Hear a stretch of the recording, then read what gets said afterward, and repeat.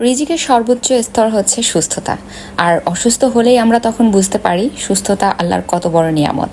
ডক্টরের কাছে গেলে আপনাকে পুরোটা সময় মানে সারাটা দিন হাতে রেখে যেতে হবে, কারণ ডক্টর দেখানোর পর ডক্টর আপনাকে দেবে লম্বা একটা টেস্ট, সেগুলো করে আপনাকে ডক্টরকে দেখাতে হবে। এই বাকিটা সময় আমরা কি করি? হসপিটালে খাওয়া দাওয়া করি, এই আর কি।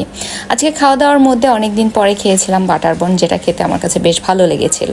এরপর চিন্তা করলাম বাসার জন্য একটু নিয়ে যাই। রাশিদকে বলার পর সে কিছুটা কিনে দিল, কতগুলো কিনে নিয়ে নিলাম। এরপর প্রচণ্ড মাথা ব্যথা, সেই মাথা ব্যথার জন্য কফি খাওয়া, তারপরে আবার ডক্টর দেখাবো সেই জন্য বসে থাকা।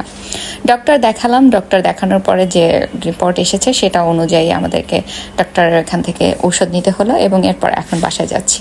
রাশিদ আমাকে হেসে হেসে বলছে, আর কত ভিডিও করবা? সারাদিন তো অনেক করলা। সকালে ঢুকলাম, বিকাল মানে সন্ধ্যা হয়ে গেল, দেখেন রাত হয়ে গেছে।